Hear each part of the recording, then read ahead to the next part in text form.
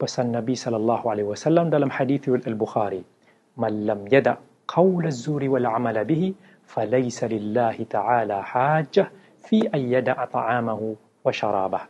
Maksudnya, sesiapa yang pada bulan Ramadan tidak mampu untuk meninggalkan perbuatan yang tak elok, kata-kata, ucapan yang tak elok, maka Allah tidak berhajatkan kepada lapar dan dahaganya.